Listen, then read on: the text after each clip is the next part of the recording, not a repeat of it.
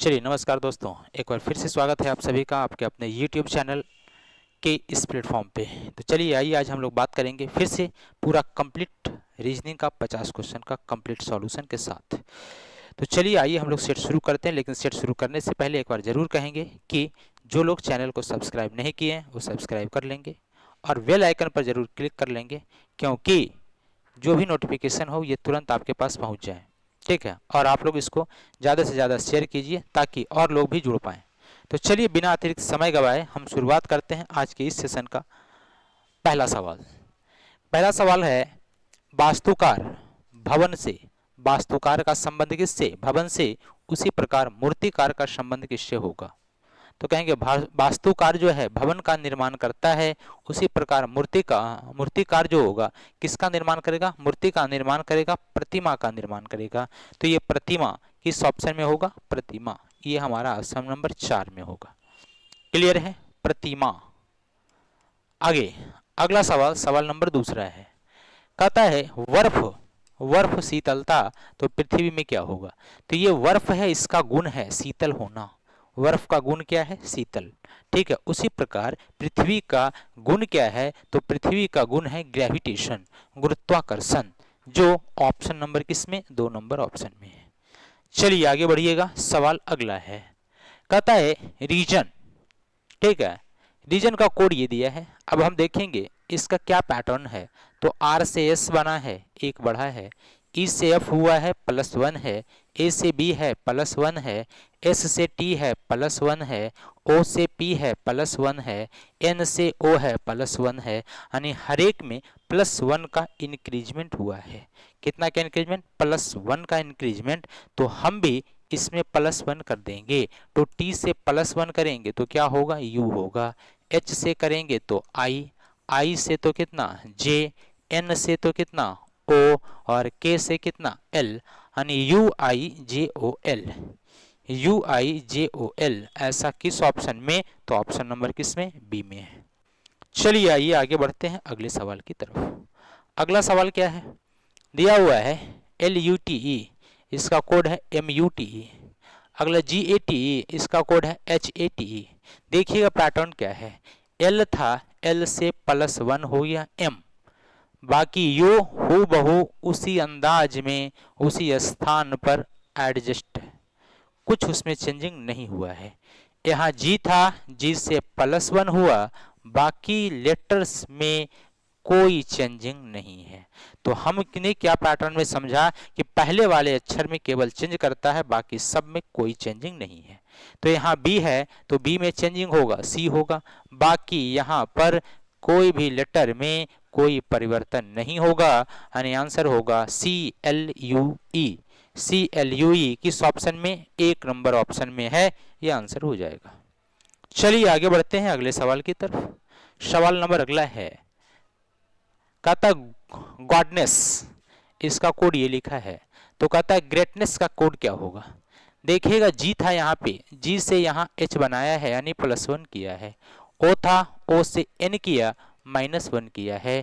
ठीक, ओ से पी किया +1 है, डी से सी किया तो क्या? -1 है, एन से ओ किया +1 है, ई से डी किया -1, एस से टी -1 +1, और एस से आर -1, यानी एक बार -1, एक बार +1, एक बार -1, एक बार +1।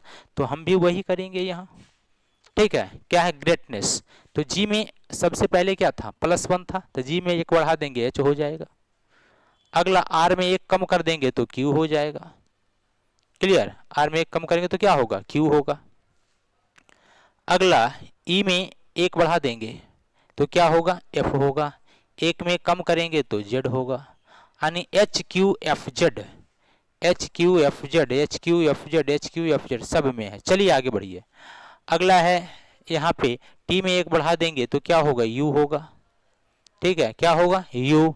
यहाँ एन में 1 कम करेंगे तो ओ होगा, ई में 1 बढ़ा देंगे तो एफ होगा, एस में 1 कम करेंगे तो आर होगा, एस में 1 बढ़ा देंगे तो टी होगा, यानी HQFZ, FZ, UO, HQFZ, UO, FRT, U O, N से क्या हुआ, टी से यू, सॉरी यहाँ पे माइनस गलत हो गया, गलत हो गया, गलत हो गया, यहाँ देखिएगा टी से यू हुआ, एन था, एन से क्या हो जाएगा, तो एन से एक कम करेंगे तो एम होगा, एन से क्या करेंगे कम करेंगे तो एम होगा, और ई में बढ़ाएंगे तो एफ होगा, एस में बढ़ाएंगे कम करेंगे तो आर होगा, और एस में बढ़ाएंगे तो टी होगा, यानी Z Q F Z, H Q F Z, U M F R T, U M F R T, option number किसमें, 4 नंबर ऑप्शन में हो जाएगा। क्लियर है।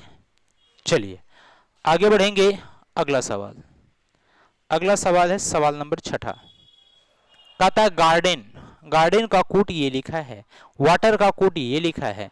जैसे यहाँ देखिएगा इस दोनों में अगर हम देखें तो ए हमारा कॉमन है, तो ए के लिए यहाँ पर 2 अगर दिया है तो क्या यहाँ भी ए के लिए 2 दिया है क्या, जी बिल्कुल, इसका मतलब ऊपर से कोड देख करके नीचे लिखना था, तो यह जी है, जी के लिए कोड 3 आया होगा, आर के लिए कोड कितना आया होगा, 5 आया होगा, डी के लिए कोड कितना 7 आया होगा, ई के लिए कोड कितना 6 आया होगा, एन के लिए कोड कितना 4 आया होगा।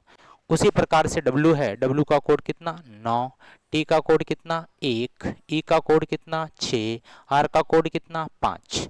तो यहाँ भी हम लिखेंगे डब्ल्यू है, तो डब्ल्यू के लिए कोड क्या लाया था 9 लाया गया है।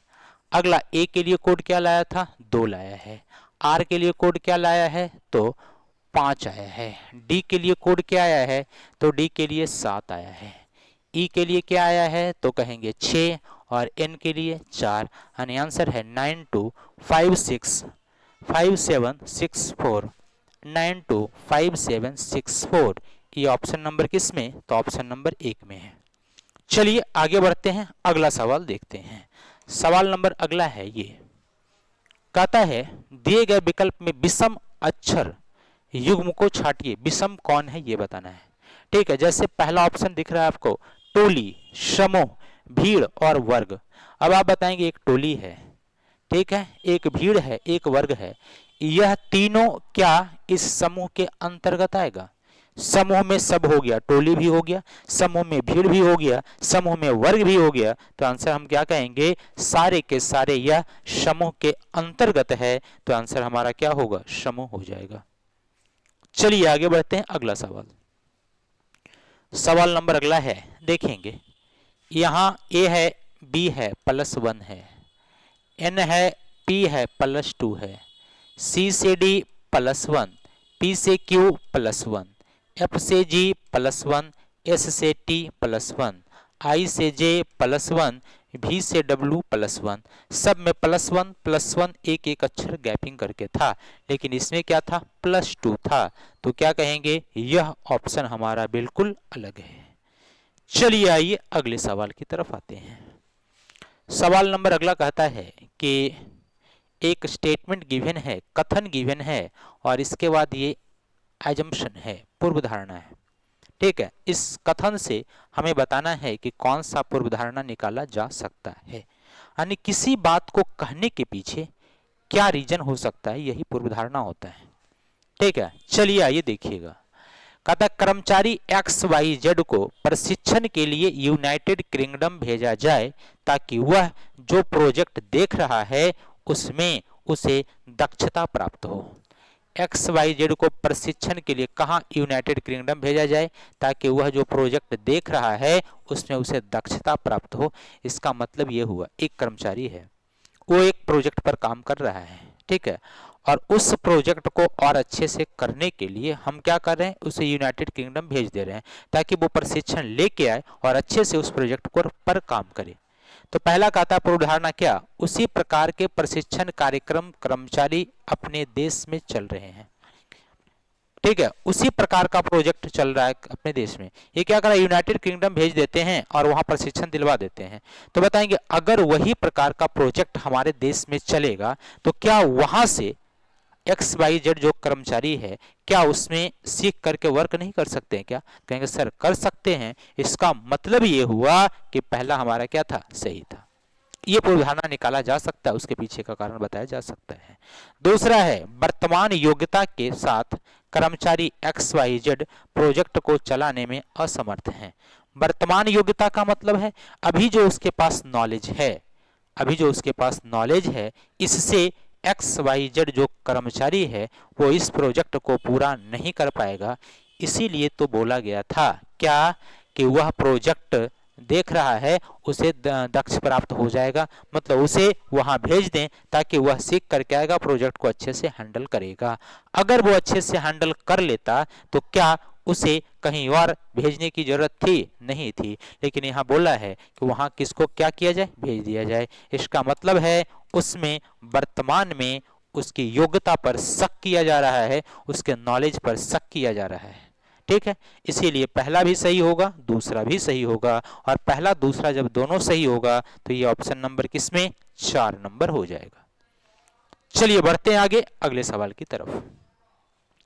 कथन नाइट्रेट की हल्की मात्रा उपस्थित होने के कारण कभी कभी पशु चारा बी पशुओं के खराब स्वास्थ्य के लिए उत्तरदायी है। इसीलिए पशु चारा जी के प्रयोग से अपने पशुओं के स्वास्थ्य के प्रति निश्चित रहिए। कहता क्या है? फिर से समझिएगा कि नाइट्रेट की हल्की मात्रा उपस्थित होने के कारण कभी कभी पशु चारा बी पशुओं के खराब स्वास्थ्य के लिए उत्तरदायी है। इसीलिए पशु चारा जी के प्रयोग से अपने पशुओं के स्वास्थ्य के प्रति निश्चिंत रहिए। ठीक है, किसके प्रति? पशु चारा जी के प्रति।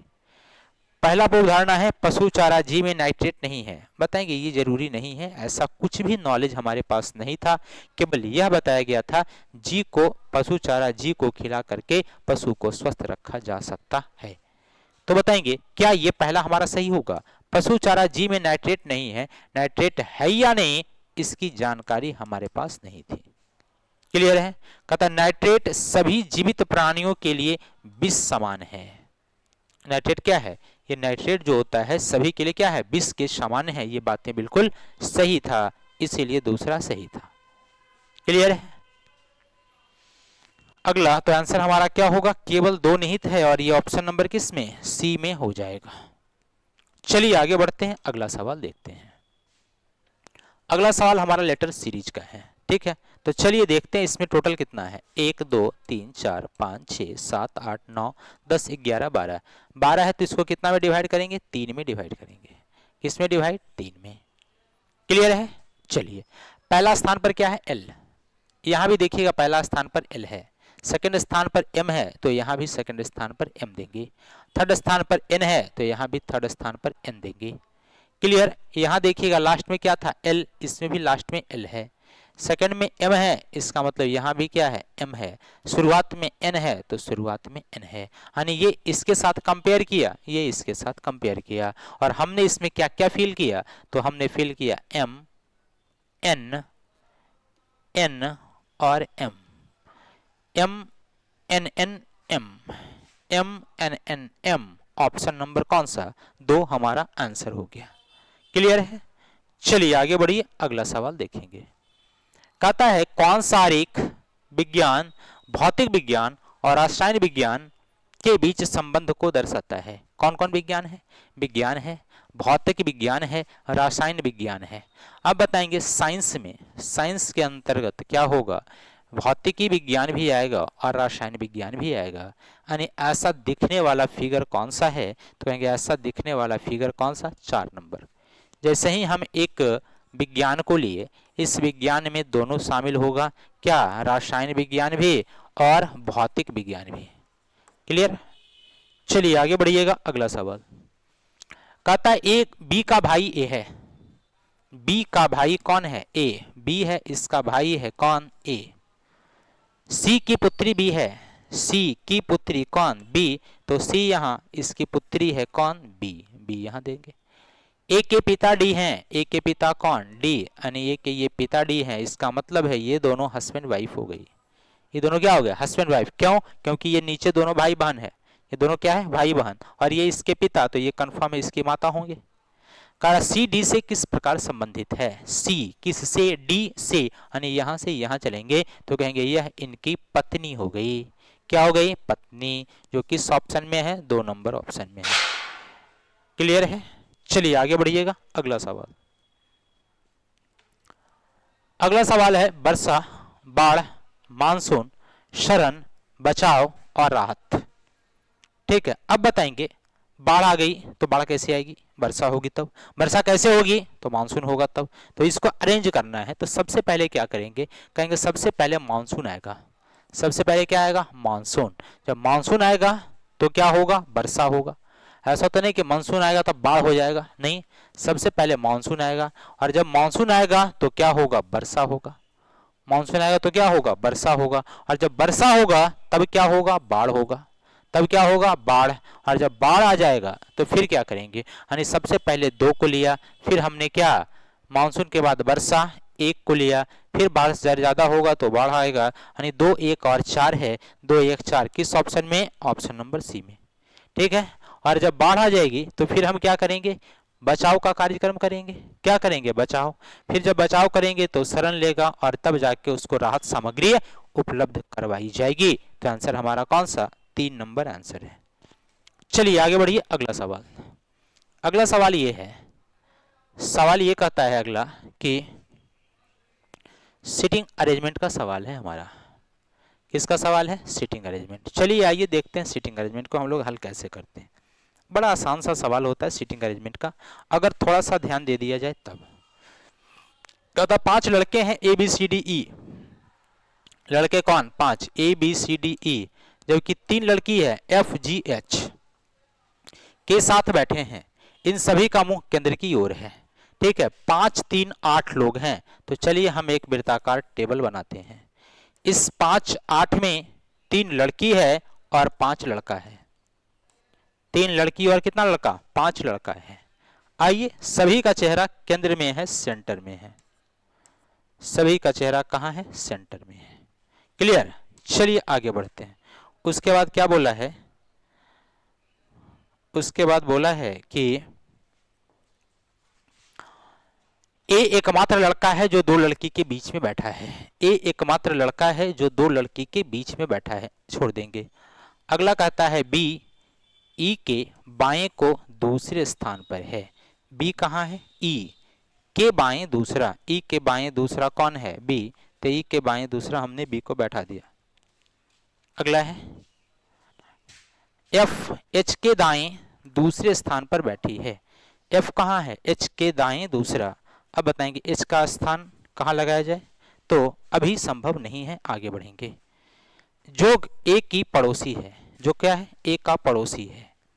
अब बताएंगे ए भी आया क्या, नहीं आया, आगे बढ़ जाएंगे। सी बी के एकदम बाएं को है। सी कहाँ है, बी के एकदम बाएं, तो बी है यहाँ, एकदम बाएं सी यहाँ हो जाएगा। अगला बी के पड़ोस में एक लड़की है। बी के पड़ोस में एक लड़की है, इसका मतलब बी, यहाँ सी तो लड़का है, क्योंकि ए बी सी डी और ई लड़का की श्रेणी में है। तो बी के पड़ोस में एक लड़की, इसका मतलब यहाँ जो होगी वो एक लड़की बैठेगी। जबकि यह बी क्या है, लड़का है।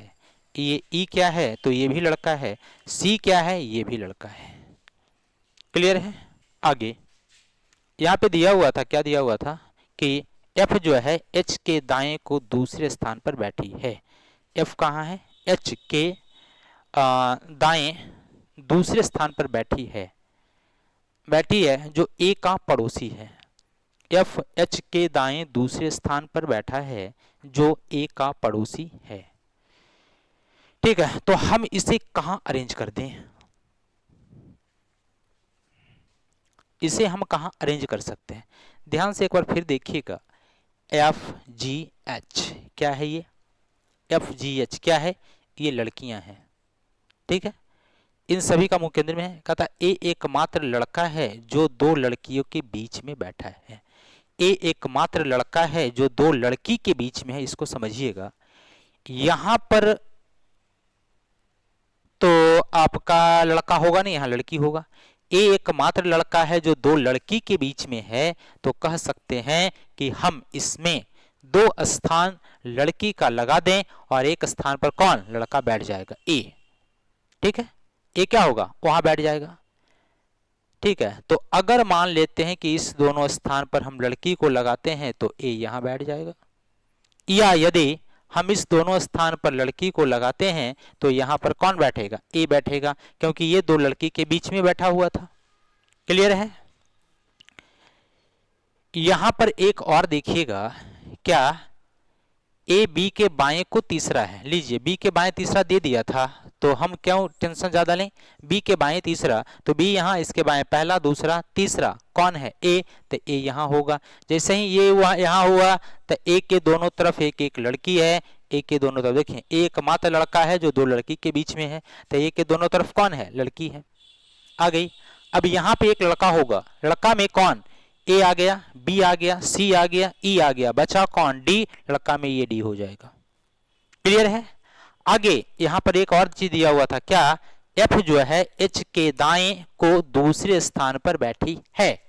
एफ कहाँ है, जो ए का पड़ोसी है, बताएंगे ए का पड़ोसी कौन, तो कहेंगे ए का पड़ोसी एच, ए का पड़ोसी कौन, तो कहेंगे ए का पड़ोसी एच। तो एच को कहाँ देते हैं, क्या एच को यहाँ देते हैं या एच को यहाँ देंगे, एच के दाएं दूसरे स्थान पर एफ है, तो जब एच यहाँ देंगे दाएं दूसरे स्थान पर क्या होगा, एफ। अगर एच को यहाँ देते दाएं दूसरा जगह नहीं था, इसीलिए हमने एच को यहाँ दिया, दाएं दूसरा एफ हो गया, बचा कौन, तो बचा इसमें जी, जी यहाँ दीजिए, अरेंजमेंट मेरा पूरा हो चुका था। अब आगे क्वेश्चन क्या कहता है जो देखिएगा। क्लियर, क्वेश्चन कहता है सी से घड़ी की दिशा में गिनती की जाए तो सी बाय एच के बीच कितने लोग होंगे। सी से घड़ी की दिशा में गिनती करना है, सी यहाँ घड़ी की दिशा बोले तो क्लॉकवाइज, तो सी और एच के बीच, सी यहाँ एच यहाँ है, इसके बीच में 1 2 3 4, यानी आंसर हमारा क्या होगा, 4 हो जाएगा। क्या होगा, 4। क्लॉकवाइज क्या करना है, गिनती क्लॉकवाइज, तो क्लॉकवाइज ऐसे चलेगा ना, क्लॉकवाइज कैसे, ऐसे होगा, ठीक है, यहां से गिनती करना है सी से एच के बीच, सॉरी, तो आंसर क्या होगा हमारा 2 होगा, सी से क्लॉकवाइज गिनती करेंगे 1 और 2, आंसर हो जाएगा। क्लियर, जैसे ये है ना, तो क्लॉकवाइज हमारा इधर से होगा, एंटी क्लॉक इधर से होगा। क्लियर, चलिए आगे बढ़िए, तो सी और एच के बीच कितना, 2। आगे बढ़ेंगे, अगला सवाल कहता ई के संबंध में ए का स्थान कौन सा है, किसके संबंध में, ई के संबंध में ए का स्थान, तो ई के संबंध में पहला दूसरा तीसरा, तो ई के दाएं तीसरा, दाएं को क्या, तीसरा, आंसर है। या यदि बाएं कहता तो बाएं पहला दूसरा तीसरा चौथा पांचवा, तो बाएं को पांचवा भी हो सकता था, लेकिन ऑप्शन में क्या है, दाएं को तीसरा दिया हुआ था, इसलिए आंसर होगा दाएं को तीसरा। अगला जी के दाएं बगल में कौन है, किसके बगल में, जी के दाएं बगल में, तो जी के दाएं बगल में कौन है, ई, आंसर हो जाएगा। अगला सवाल, आइए अगला है, निम्नलिखित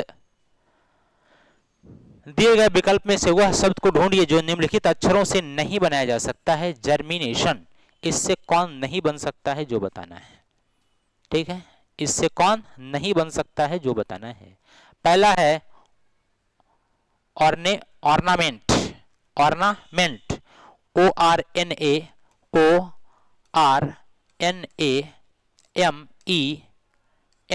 ऑर्नामेंट बन सकता है, तो पहला हमारा आंसर क्या होगा, ये आंसर नहीं होगा, ठीक है। अगला टर्मिनल, क्या है, टर्मिनल, TERMINAL, एल है ना।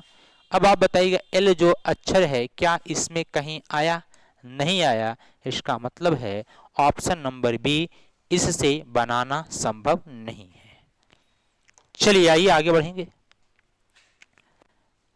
दिया हुआ है शब्दकोश में दिए गए वर्ण के अनुसार लिखिए, यानी अंग्रेजी वर्णमाला के अनुसार इसको सजा देना है। चलिए आइए देखते हैं। दिया हुआ है सबसे शुरुआत का अक्षर एफ और ई है, एफ और ई है, एफ और ई, एफ और ई, एफ और ई।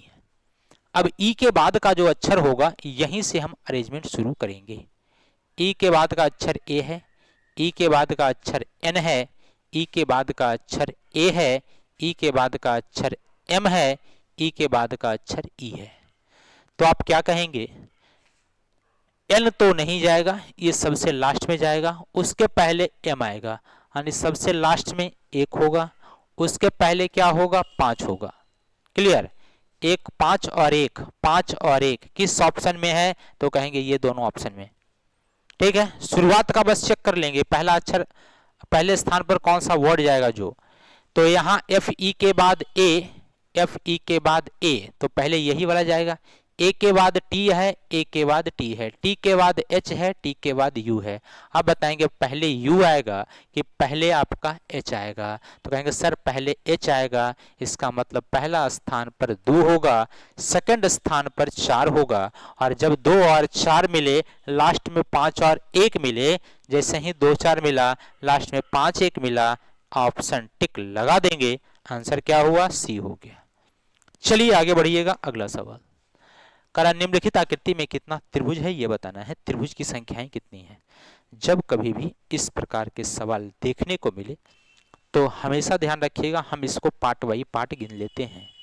पार्ट बाई पार्ट कैसे गिनेंगे देखिएगा, ये यहाँ पर हमारा एक त्रिभुज है, ठीक है, यहाँ पर इसमें 1 और 2 3 त्रिभुज यहाँ हो जाएगा, ये वाली बात यहाँ भी लागू है, 1 2 3 यहाँ भी हो जाएगा, ये वाली बात यहाँ भी लागू है, 1 2 3 हो जाएगा। बताएंगे 3 3 6 और 3 कितना, 9 त्रिभुज ऐसे मिल चुके हैं, ठीक है। हमने सबको पार्ट बाई पार्ट किया, 9 त्रिभुज यहाँ मिला।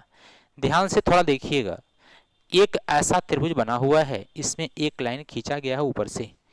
अभी तक हमने क्या किया है, हर एक पार्ट को गिना, जैसे इसमें ये वाला पार्ट, ठीक है, वैसा ही ये वाला पार्ट, और वैसा ही ए वाला पार्ट, क्लियर, ठीक है। अब हम ये पूरा पार्ट को लेकर चल रहे हैं, अब ये पूरा पार्ट को लेकर चलेंगे, 1 और 2 2 प्लस 1 कितना, 3 इसमें बन जाएगा, कितना बन जाएगा, 3 इसमें, ठीक है। यहाँ पे कितना बना था अभी तक, तो कहेंगे 9 बना था। ठीक वैसे ही इस बड़े वाले पार्ट में चलेंगे, इस बड़े वाले पार्ट में, और ये लाइन जैसे ही खींचे ऊपर से नीचे यानी ये, तो इसमें कितना त्रिभुज, 3 त्रिभुज बना। ठीक वैसे ही थोड़ा सा ध्यान देंगे, यहां से जब एक लाइन खींचा गया, ये वाला लाइन कहां से, इसमें, ये जो है त्रिभुज, ये इस त्रिभुज में ये जो लाइन खींचा गया, अगर हम ये लाइन यहां से खींचते हैं तो यहाँ 1 2 और 3 त्रिभुज यहां भी बना लेंगे। लेकिन होता क्या है, इस 1 2 3 में एक त्रिभुज तो हमारा ये निकल के आ गया, एक त्रिभुज तो हमारा ये निकल के आ गया, और दूसरा त्रिभुज ये पूरा बड़ा वाला हो गया। जबकि इसमें जब हमने गिना इसको, इसमें हमने इसको गिना तो ये बड़ा वाला को काउंट कर चुके थे, इसीलिए दोबारा इसमें काउंट नहीं करते हैं, और इसमें टोटल 2 त्रिभुज हो जाएगा। कितना त्रिभुज, 2। ठीक वैसे ही एक लाइन इधर से भी गया है, यानी ऐसा फिगर एक और है इसमें निहित, ये फिगर यहाँ से लाइन गया, तो इसमें कितना, 1 यहाँ 1 यहाँ, तो 1 प्लस 1 कितना, 2 इसमें भी है। बताएंगे 3 इसमें, 2 5 5 2 7, और 9 पहले से था, 9 प्लस 7 कितना, 16, तो आंसर हमारा कितना, 1 हो जाएगा। कितना हो जाएगा, 1 नंबर आंसर हो जाएंगे। क्लियर हो गया ये। सबसे पहले हमने क्या किया, इस वाले पार्ट को लिया, हाफ हाफ पार्ट को, छोटा छोटा पार्ट को, 3 3 6 और 3 9 निकाल दिया वहां से।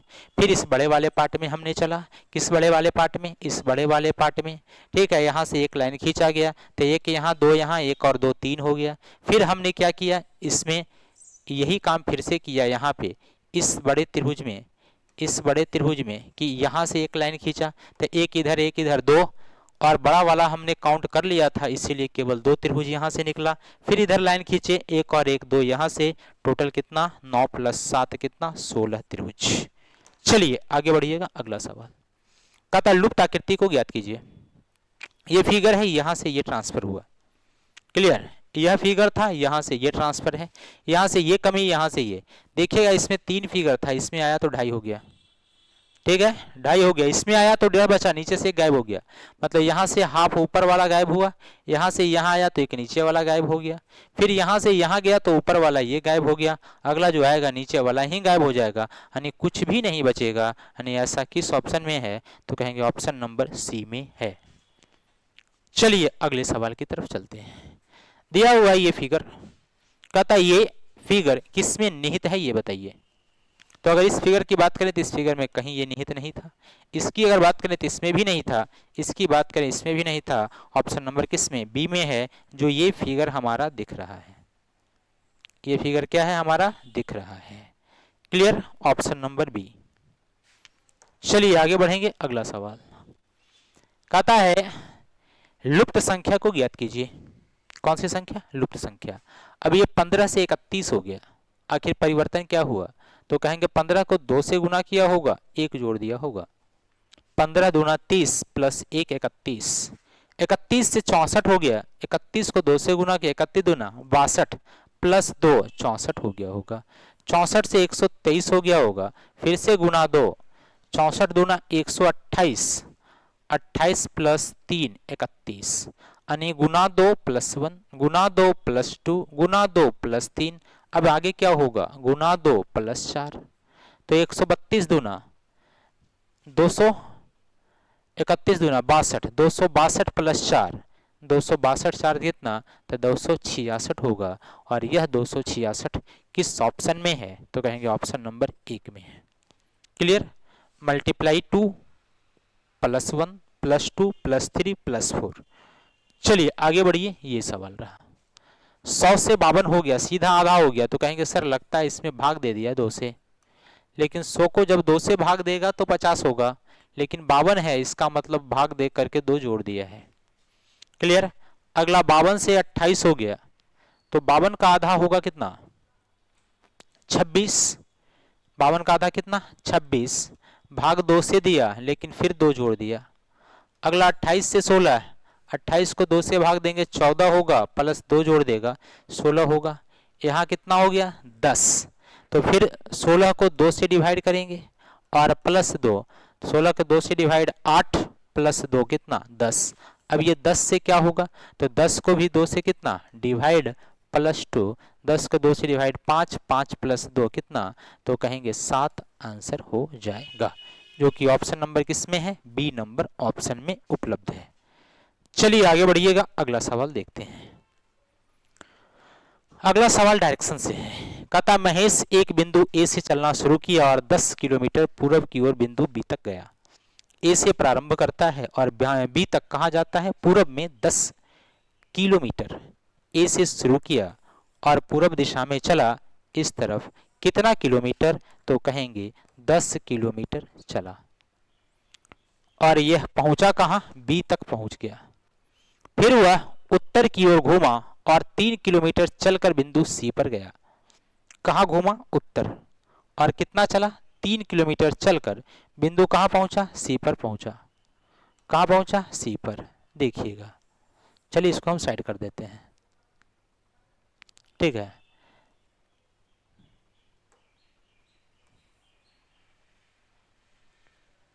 यहां से उत्तर की ओर चलेगा, तो उत्तर चलेगा तो ऊपर की ओर चलेगा, और यह 3 किलोमीटर चल करके कहां पहुंचा, सी पर पहुंच गया, ठीक है। फिर वह पश्चिम की ओर मुड़ा और 12 किलोमीटर चलकर बिंदु डी पर गया। यहां से पश्चिम जाएगा तो पश्चिम इधर होगा, कितना किलोमीटर, 12, तो 10 से ज्यादा, ये 10 था, ये 12 चलेगा तो यहां पहुंचेगा, और ये पहुंचा कहां, डी पर पहुंच गया।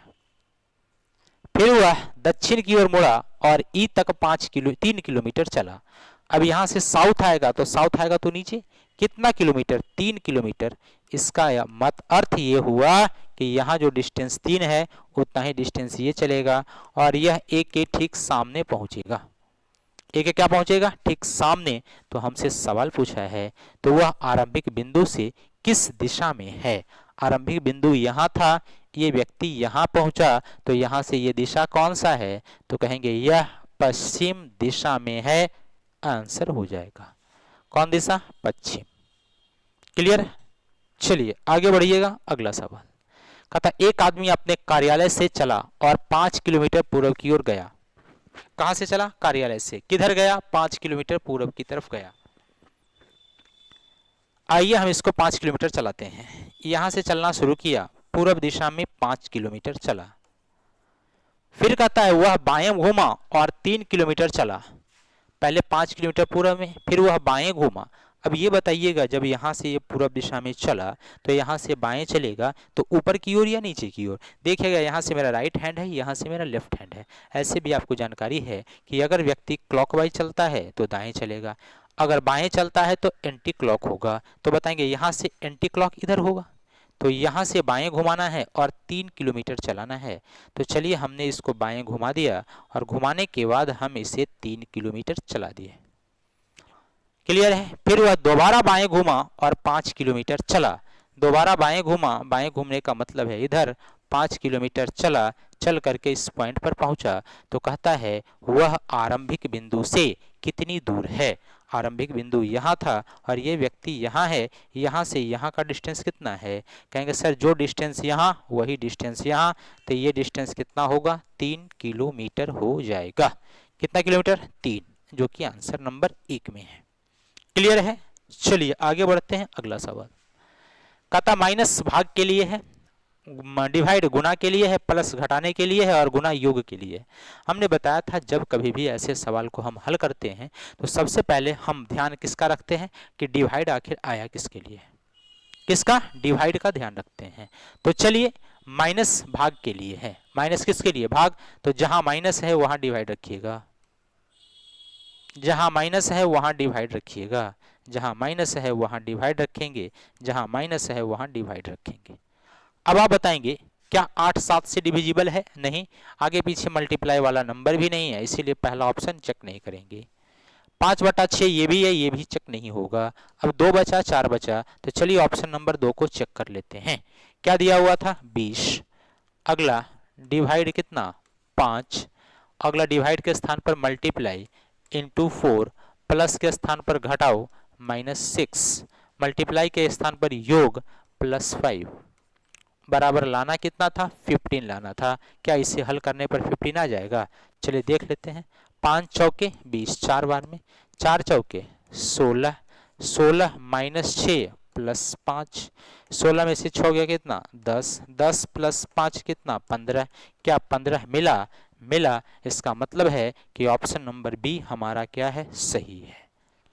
क्लियर है। चलिए आगे बढ़िएगा, अगला सवाल देखेंगे। अगला सवाल जो है ये बड़ा ही अच्छा सा सवाल है, इनपुट आउटपुट का। किसका सवाल, इनपुट आउटपुट। चलिए इसे हम लोग कैसे हल करेंगे, इसका जरा तरीका सीखते हैं। तरीका सीखने से पहले सबसे पहले ये समझ लीजिए कि ये हमारा इनपुट दिया हुआ है, ठीक है, और इस इनपुट को अरेंज कैसे करना है इसका तरीका भी दिया हुआ है, और ये सब अरेंज होने के बाद हम इसका आंसर डायरेक्ट निकाल देंगे। ठीक है, चलिए पहले समझिएगा। कहता इनपुट बेस 35 और गोन 62 49 87 एहेड। अब पहला स्टेप में क्या करता है जी, जितना नंबर आप देख रहे हैं इसमें से 87 को उठा के लाया है, इसका मतलब ये 87 नंबर जो था सबसे बड़ा नंबर था, इसको यहां लाया, बाकी सब को अपने स्थान पर रहने दिया है, बाकी सब में कोई बदलाव नहीं किया है। यह ऐसा क्वेश्चन आता है, इसमें ऐसा क्वेश्चन है ये जिसमें क्वेश्चन भी वही है और आंसर भी उसी में छिपा हुआ है, बस छिपा हुआ चीज को बस निकाल करके सामने प्रस्तुत कर देना है। चलिए आइए देखते हैं। 87 हो गया। दूसरे में क्या हुआ, 87 के बाद बेस्ट था, नहीं, यहाँ पर ए हेड हो गया, AHED, ए हेड हो गया। इसका मतलब है इसमें से जो सबसे छोटा लेटर से शुरू हुआ था, जैसे ए से शुरू हुआ था, इसको ए को ला करके यहाँ रख दिया। क्लियर। अगला में क्या हुआ, अगला में हमने फिर देखा कि यहाँ 62 आया, इसका मतलब जो नंबर 87 से छोटा था उसको ला करके यहाँ रख दिया। अगला में बेस आ गया। इसी तरीके से हमने लास्ट में देखा तो नंबर 87, 62, 49, 35 नंबर का सीक्वेंस घटते जा रहा था। लेटर क्या था, ए वाले से शुरू, बी से शुरू, जी से शुरू, ओ से शुरू, यानी नंबर का सीक्वेंस बढ़ते जा रहा था। यानी एक बार में एक लेटर को लाना है, एक बार में एक नंबर को लाना है, ला करके उसको पूरा अरेंज कर देना है, और अरेंज करने के बाद जो बनेगा बस उसी से आंसर करना है। तो चलिए आइए, ये सवाल है, इस सवाल को थोड़ा सा हम स्पेस बना लें ताकि हम आसानी से अरेंज कर लेंगे। क्लियर। थोड़ा सा स्पेस बना रहे हैं बस, एक बार समझ लीजिएगा, टेंशन कभी नहीं होगा। अरे ठीक है, एक बार समझ लीजिएगा, आंसर नहीं, टेंशन कभी नहीं होगा। चलिए देखिए, हमारा इनपुट दिया हुआ था, क्या है इनपुट में, इनपुट में दिया हुआ है हाउ वाज योर स्टे 56, 25, 36 और 64। अब हम इसे अरेंज करेंगे इसी पैटर्न को ध्यान में रखते हुए। तो चलिए आइए हम लोग लिखते हैं चरण फर्स्ट। चरण कितना? फर्स्ट। चरण फर्स्ट में क्या किया था? सबसे बड़ा नंबर को ला करके सबसे पहले रखा था। तो हम भी यही करेंगे, इसमें जो सबसे बड़ा नंबर है उसको सबसे पहले लाएंगे, यानी नंबर कौन सा है? 64 है। बाकी सबको ऐसा ही रहने देंगे। क्या है? हाउ, क्या है? वाज, क्या है? योर, क्या है? स्टे, क्या है? 56, क्या है? 25, क्या है? 36। चलिए एक बार में एक को हमने उठा के ले आया। अगला जब चरण 2 में आएंगे, किस में आएंगे? चरण 2 में। तो सबसे बड़ा नंबर 64 को लिख देंगे पहले। इसके बाद इसने क्या किया था? सबसे बड़ा नंबर को लिखा। इसके बाद इसमें जो सबसे छोटा था, जैसे ए से शुरू होने वाला अक्षर को लाया। अब हम देखेंगे इसमें सबसे छोटा शुरू होने वाला अक्षर कौन है? एस है, डब्ल्यू है, यू है, एच है। तो कहेंगे एच ही है जो यहां पर अपने स्थान पर बना हुआ है। बताएंगे सबसे बड़ा नंबर, लेटर छोटा आ चुका है। अब आगे क्या करेंगे? तो अब आगे जो होगा ये नंबर की बारी होगी। तो कहेंगे सर बाकी अगर हम इसको ऐसा ही लिख दें, वाज, ठीक है, अगला योर, अगला स्टे, अगला 56, अगला 25, अगला 36। तो आप बताएंगे चरण 1 चरण 2 में कोई अंतर होगा? नहीं होगा। इसीलिए ये नंबर तो लाया गया, लेकिन लेटर ऑलरेडी अपने स्थान पर मिल चुका है। तो जब मिल चुका तो अगला बार हम लोग क्या करेंगे? एक नंबर को फिर से लाएंगे, और ये नंबर कौन सा आएगा? 56। कौन सा नंबर आएगा? 56। बाकी सबको वैसा ही लिख दिया जाए। क्या है? वाज, क्या है? योर, क्या है? स्टे, क्या है? 25, क्या है? 36। अब अगला स्टेप में आएंगे, स्टेप 3 में आ जाएंगे। स्टेप 3 में क्या हुआ? 64 हो गया। और क्या हुआ? हाउ। और क्या हुआ? 56। अब बारी लेटर की होगी। अब लेटर कौन आएगा? तो एच से जो थोड़ा बड़ा होगा वो आएगा। तो एच से बड़ा डब्ल्यू है, यू वाई है, एस है। तो पहले एस, उसके बाद डब्ल्यू, तब वाई। तो सबसे पहले अस्टे लिखेंगे। क्या लिखेंगे? अस्टे। बाकी सबको वैसा ही छाप देंगे। क्या है? वाज, क्या है? योर, क्या है? 25, क्या है? 36। क्लियर? आगे बढ़ेंगे, चरण चौथा में आएंगे। 64, अगला हाउ, 56, स्टे। यहां तक तो क्लियर था। अब एस के बाद नंबर की बारी है। नंबर कितना? 36 होगा। 36। उसके बाद कौन होगा? वाज, उसके बाद योर, और उसके बाद 25। क्लियर? अगला 4 के बाद 5वें चरण में आएंगे। 5वां चरण क्या है? 64, क्या है? हाउ, क्या है? 56, क्या है? स्टे, क्या है? 36। 36 के बाद क्या होगा? पहले डब्ल्यू की पहले वाई, पहले डब्ल्यू अपने से आगे बैठा हुआ है डब्ल्यू। अब क्या करेंगे? जब अपने से बैठ गया तो अगला नंबर को लाके बैठा देंगे 25। और क्या हुआ? योर। ये हमारा पूरा अरेंजमेंट हो चुका है। कहेंगे सर कैसे पता चला? तो देखिएगा यहाँ जरा आप ध्यान से, तो देखेंगे सबसे लास्ट में सबसे बड़ा नंबर है, उसके बाद उससे छोटा नंबर, उससे छोटा नंबर, उससे छोटा नंबर। नंबर हमारा 64, 56, 36, 25 नंबर छोटा होते गया है। लेटर क्या है? ए से शुरू हुआ, बी से शुरू हुआ, जी से शुरू हुआ, ओ से शुरू हुआ, एच से बड़ा एस होगा, एस से बड़ा डब्ल्यू होगा, डब्ल्यू से बड़ा वाई होगा। यानी ये इंक्रीजमेंट होते चला गया।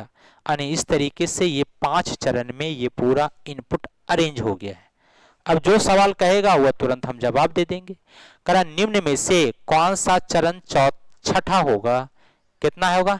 छठा चरण। बताएंगे कितना चरण में आंसर आया, तो कहेंगे सर 5 चरण में। जब 5 चरण में आंसर आ गया तो क्या छठा चरण इसका होगा? नहीं होगा। तो कहेंगे ऐसा कोई चरण नहीं होगा। आंसर हो गया, ऐसा कोई चरण नहीं होगा, यही आंसर है। चलिए आगे बढ़िएगा, अगला सवाल देखिएगा। कहता इसमें निम्नलिखित में से कौन सा अंतिम से पहले वाला चरण है? अब इस इनपुट को भी उसी तरीके से अरेंज करना है और अरेंज करके बताना है कि हमारा आंसर क्या होगा। जो देखेंगे इसको हमने इस प्रकार सीखा। अब हम इसे डायरेक्ट अरेंज करने का तरीका बता रहे हैं। ठीक है, इतना लिखने की जरूरत नहीं, ये बेसिक तरीका था जो हमने समझा दिया आपको। अब हम इसको डायरेक्ट अरेंज करने का तरीका बता रहे हैं। ठीक है, डायरेक्ट अरेंज कैसे होगा, तो चलिए आइए देखते हैं डायरेक्ट अरेंज कैसे होगा। ये इनपुट यहां दिया हुआ है और अंतिम से पहले वाला चरण पूछा जा रहा है। इसको हम अरेंज करेंगे, कितना चरण में व्यवस्थित होगा उससे पहले आंसर। चलिए आइए, तो सबसे पहले यहां देखिएगा, सबसे पहले जब इनपुट से चरण 1 बनाता है तो सबसे बड़े नंबर को पहले लाता है। तो हम भी सबसे बड़ा नंबर को पहले लाएंगे, यानी सबसे बड़ा नंबर है 75। ये चरण 1 होगा, ये चरण क्या होगा? 1 होगा। अगला सबसे पहले नंबर, इसके बाद लेटर में छोटा आता है, तो लेटर में P है, F है, N है, G है। तो सबसे पहले F होगा तभी G होगा, तो ये दूसरे नंबर चरण में आएगा। कितना नंबर में? दूसरा नंबर में आएगा। अगला फिर बारी नंबर की होगी, तो 75 से छोटा नंबर 52 है, तो ये चरण तीसरा होगा। लेटर F से बड़ा G है, तो ये चरण चौथा होगा। अब G के बाद बारी फिर से किसका? नंबर का। तो नंबर कौन सा? 24 या 34? तो 52 से बड़ा जस्ट छोटा नंबर 34 होगा, तो ये चरण 4 के बाद कितना? 5वां में जाएगा। कितना में जाएगा? 5 में। फिर बारी किसका? नंबर का।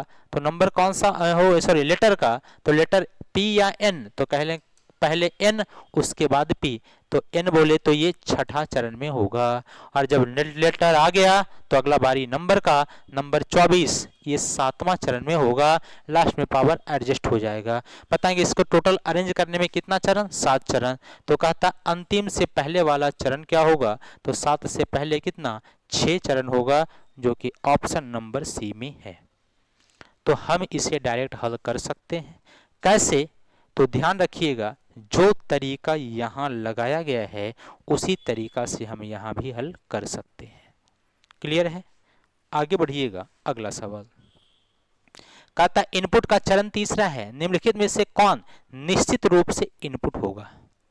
ध्यान से समझिएगा, अगर कोई भी इनपुट का चरण दे दे, जैसे इसमें इनपुट का, ये इनपुट है, इसका कोई भी चरण दे दे, 5वां, चौथा, तीसरा, दूसरा, एक कोई भी चरण दे दे आपसे और आपसे पूछे इसका इनपुट क्या होगा, इसका क्या इनपुट, तो आप सीधा उसका जवाब दीजिएगा कि निर्धारित नहीं किया जा सकता है।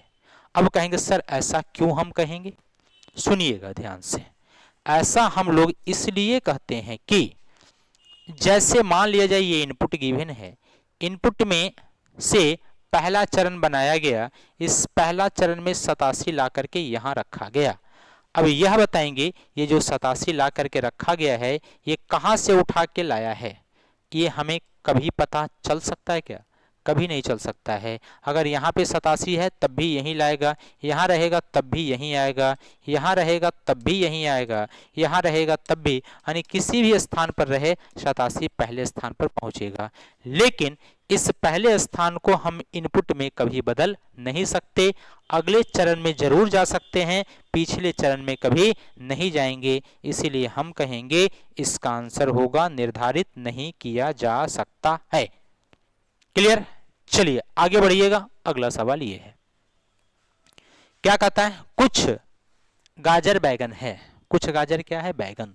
तो सबसे पहले गाजर लीजिए और गाजर को बैगन बना दीजिए। अगला कुछ बैगन सेव है, कुछ बैगन क्या है? सेव बना दीजिए।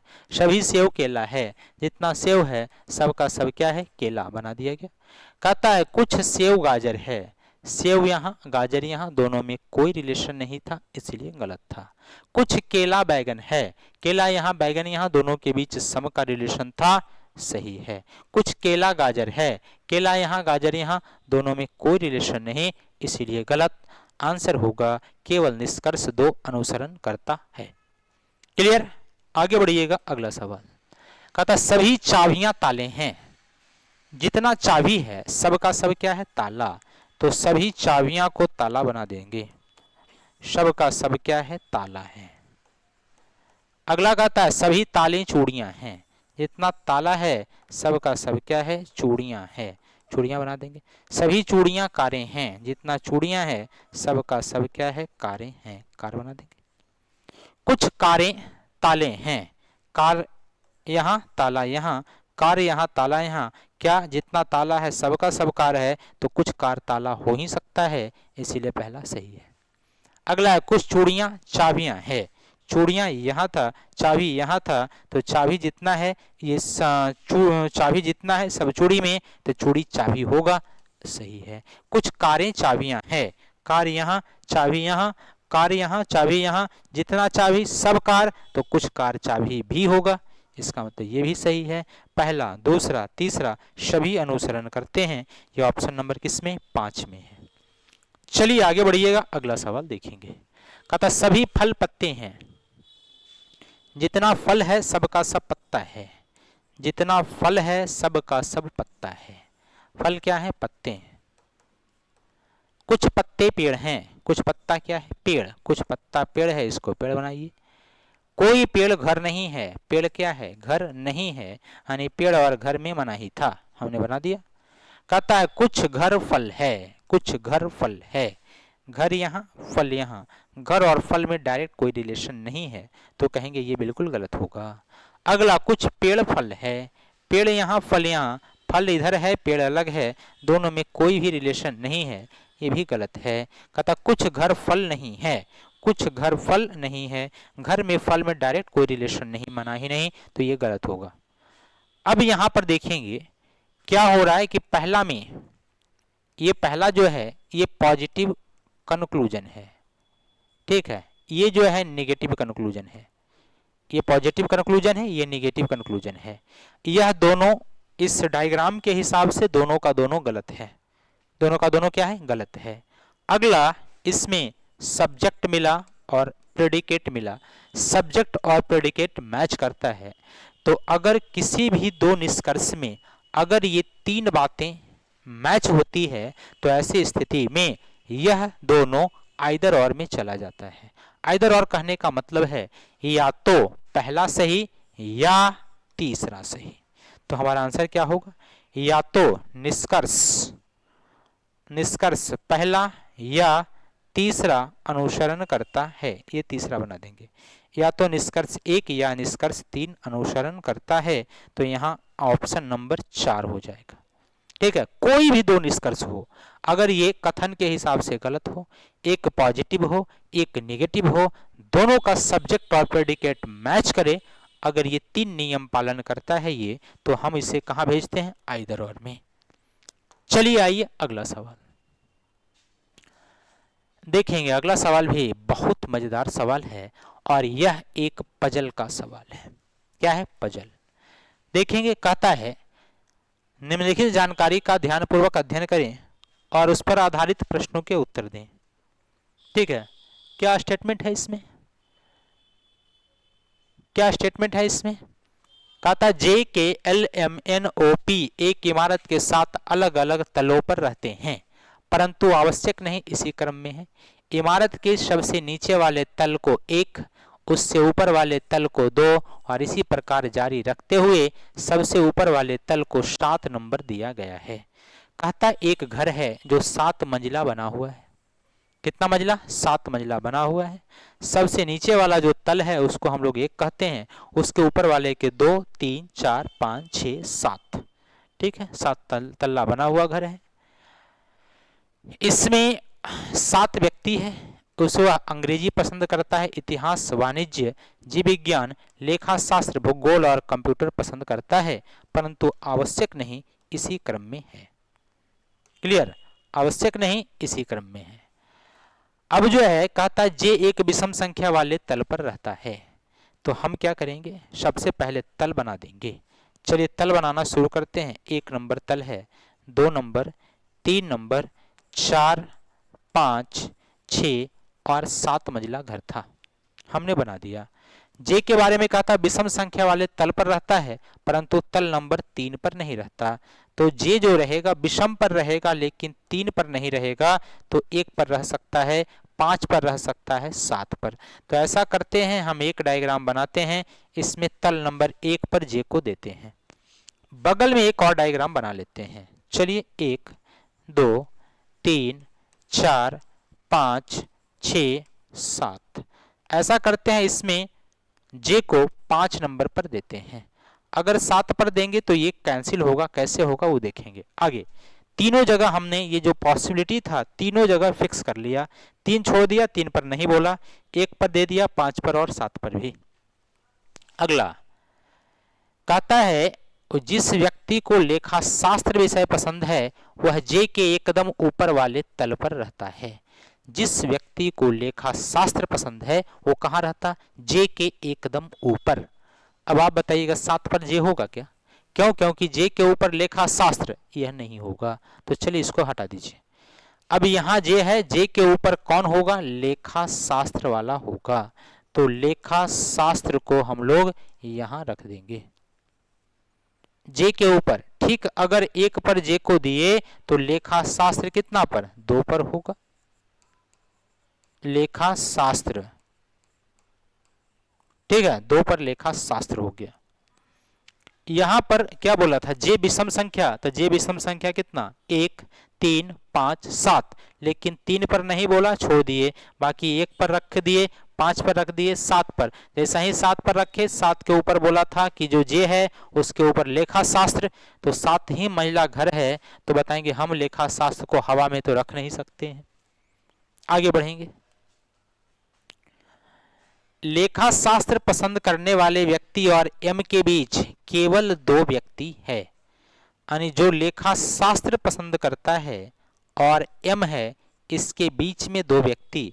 तो लेखा शास्त्र यहाँ 1 और 2 व्यक्ति के बाद कौन आएगा, एम आ जाएगा, क्योंकि लेखा शास्त्र और एम के बीच में 2 व्यक्ति बोला गया था। यहाँ भी लेखा शास्त्र यहाँ है, 1 और 1 2 व्यक्ति के बाद कौन होगा, तो कहेंगे एम होगा, तो एम का स्थान 3 पर आ जाएगा। क्लियर है, आगे बढ़िएगा। कहता इतिहास विषय पसंद करने वाला व्यक्ति एम के ऊपर किसी विषम संख्या वाले तल पर रहता है। जो इतिहास पसंद करता है एम के ऊपर विषम संख्या वाले तल पर रहता है, तो एम के ऊपर विषम संख्या कौन है, 7, जहां कौन होगा, इतिहास पसंद करने वाला होगा। तो यहां पर हम इतिहास को दे देते हैं, इतिहास, इतिहास पसंद करने वाला। चलिए आगे बढ़ेंगे। ठीक, इसमें अगर देखें तो एम के ऊपर इतिहास पसंद करने वाला, तो ये 5 नंबर भी है, 7 नंबर। एम के ऊपर विषम संख्या में इतिहास था, ठीक है, तो 5 में भी 7 में भी। तो अगर हम हिस्ट्री यहां लिखते हैं, ये भी हमारा संभावना में है, हिस्ट्री यहां लिखते हैं, ये भी हमारा संभावना में। चलिए हमने संभावना को लिख लिया। अगला है इतिहास पसंद करने वाले व्यक्ति और एल के बीच में केवल 3 व्यक्ति रहता है। इतिहास पसंद करने वाला और एल के बीच में कितना, 3 व्यक्ति। तो इतिहास वाला यहाँ है, 1, 2, 3, इस स्थान पर एल होगा, क्योंकि इतिहास और एल के बीच में कितना, 3 व्यक्ति है। ठीक वैसे ही अगर हम 7 पर इतिहास को रखते हैं तो 1 व्यक्ति, 2 व्यक्ति, 3 व्यक्ति के बाद यहाँ पर एल रखना पड़ेगा, जो संभव नहीं है। संभव है नहीं, तो हम इतिहास को कहाँ नहीं दे सकते, इतिहास को 7 पर नहीं लगा सकते। अब जब इतिहास को 7 पर नहीं लगाएंगे तो इतिहास को किस पर, 5 पर लगा देंगे। ये क्या हो गया, इतिहास। इतिहास और एल के बीच में 3 है, 1, 2, 3, और यहां पर क्या होगा, एल हो जाएगा। यहां पर क्या होगा, एल होगा। इतिहास और एल के बीच में कितना 3 हो गया। क्लियर है, आगे बढ़िएगा। वाणिज्य विषय पसंद करने वाला व्यक्ति एल के एकदम ऊपर वाले तल पर रहता है। एल के एकदम ऊपर वाले तल पर रहता है जो वाणिज्य पसंद करता है, तो एल के ऊपर वाला तल 4 हुआ, जिसको क्या देंगे, वाणिज्य दे देंगे। इतिहास एल के ऊपर वाले तल पर वाणिज्य होगा, एल 1 नंबर पर, तो यहां पर कौन आएगा, वाणिज्य आ जाएगा। कौन आएगा, वाणिज्य यहां पर हो जाएगा। अगला कहता अंग्रेजी विषय पसंद करने वाला व्यक्ति कंप्यूटर विषय पसंद करने वाले व्यक्ति के ठीक ऊपर वाले तल पर रहता है। जो अंग्रेजी पसंद करता है वह कंप्यूटर के ठीक ऊपर रहता है। इसका मतलब कंप्यूटर होगा, उसके ठीक ऊपर अंग्रेजी होगा। इसका मतलब 2 फ्लोर ऐसा चाहिए जो बिल्कुल खाली मिले, तो दो फ्लोर बिल्कुल खाली यहाँ है, नहीं यहाँ है। इसमें अगर देखें 2 फ्लोर यहाँ है, तो क्या बोला है, अंग्रेजी पसंद करने वाला कंप्यूटर के ऊपर। तो अगर यहां हम कंप्यूटर देते हैं,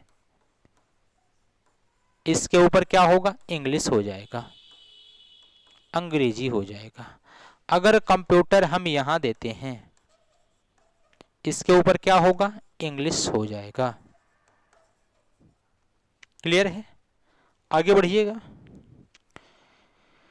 कहता है P एक विषम संख्या वाले तल पर रहता है।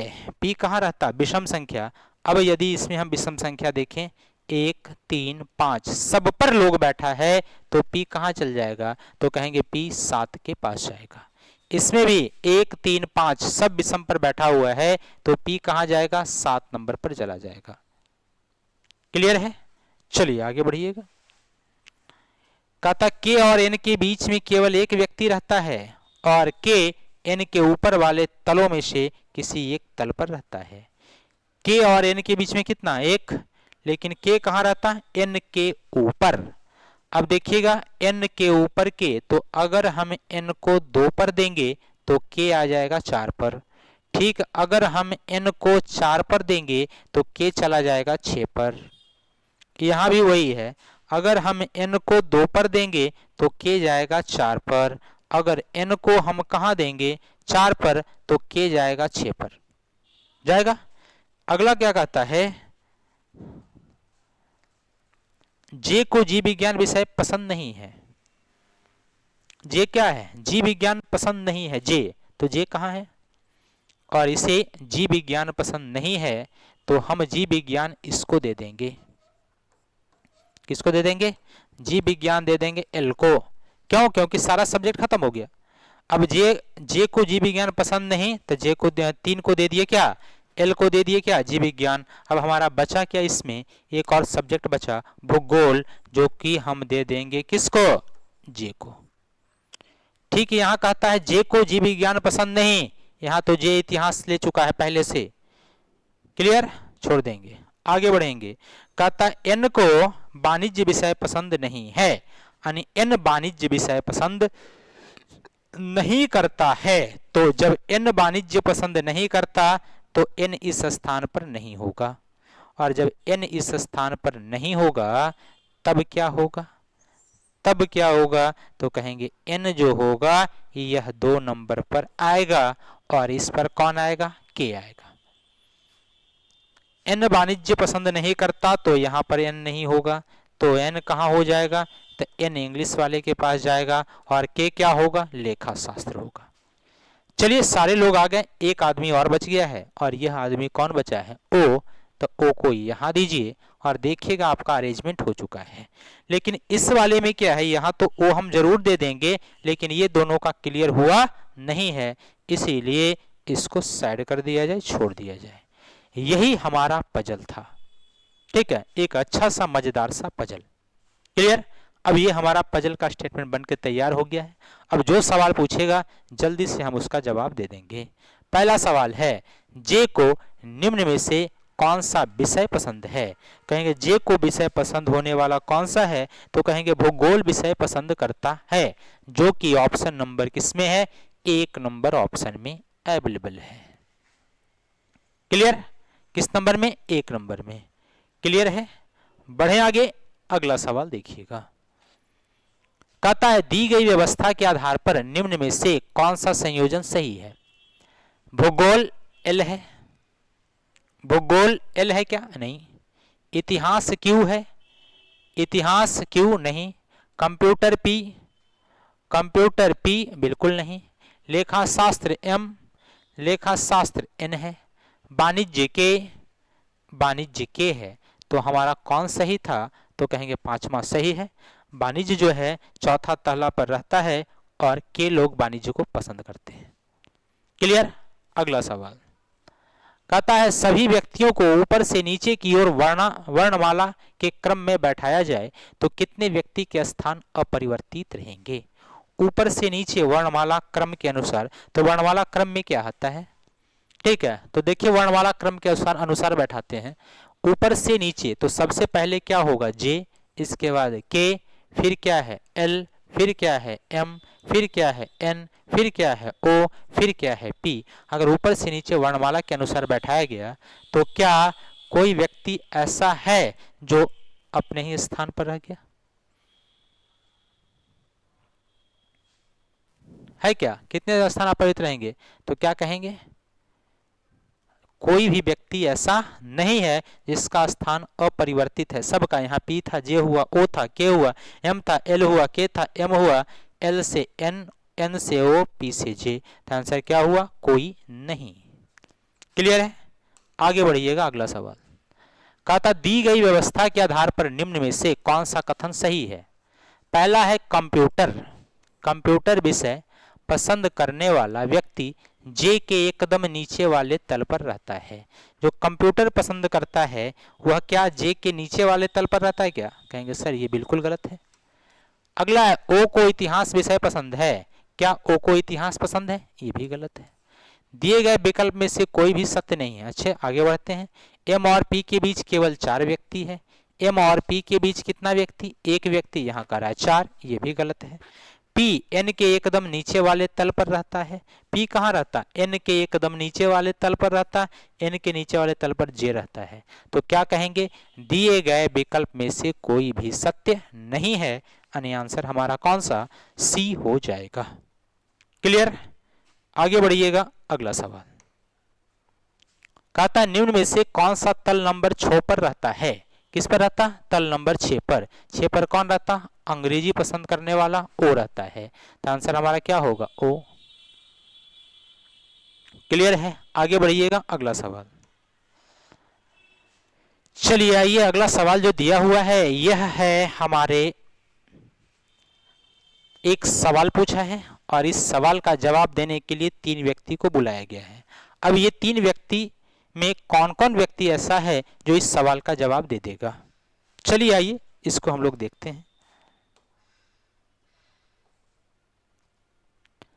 कहता ये है सवाल कि ROPE रोप का कोड क्या होगा। किसका कोड? रोप का।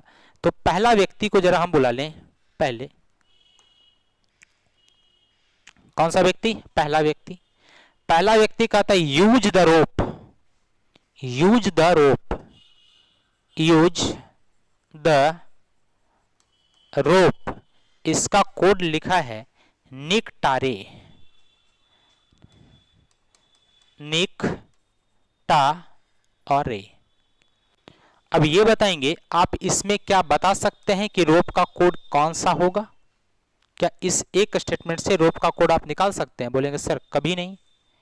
तो जब एक से न निकला तो हम अब दूसरा को भी बुला लेते हैं कि भाई तुम भी आजा, बताओ, दोनों मिल करके बताते हैं रोप का कोड क्या होगा। दूसरा आया तो क्या दिया? रोप इज स्ट्रेट,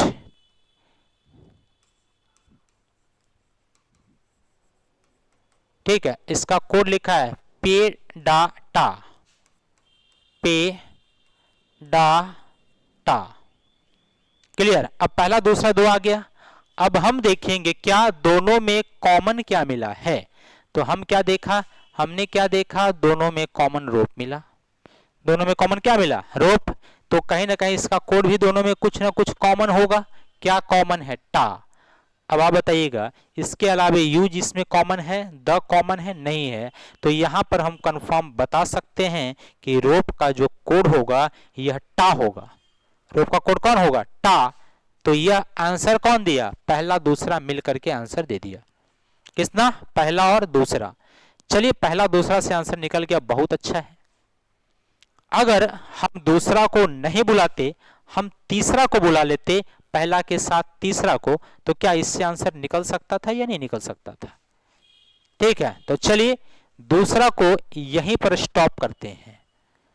ठीक है, किसको? नहीं, दूसरा को यहीं रहने देते हैं। अब तीसरा को बुलाते हैं। तीसरा है rope is straight, sorry, always use rope, always use rope. इसका कोड लिखा था मारे टा, मा रे और क्या? टा, मारे और टा। अब आप बताएंगे दूसरा को थोड़ा देर के लिए भूला जाइए कि ये है। अब हम आते हैं किससे? पहला से और तीसरा से। पहला से और किससे? तीसरा से। तो पहला और तीसरा में अगर हम देखें कॉमन क्या है, तो पहला तीसरा में यूज कॉमन था और रोप कॉमन था। यूज कॉमन था और रोप कॉमन था। तो यहाँ दो लेटर भी कॉमन होगा, रे और क्या है? टा, ये दोनों कॉमन था। तो यहाँ यूज रोप का कोड हम नहीं बता सकते हैं कि रे होगा या टा होगा। बता सकते हैं क्या? नहीं। तो पहला तीसरा को जब हम मिलाए तो ये वाला बात पता नहीं चल पाया। क्या हुआ? ये बात नहीं पता चला। तो हमारा आंसर कहां से निकला? हमारा आंसर निकला पहला और दूसरा से। कहां से? पहला और दूसरा से। हाय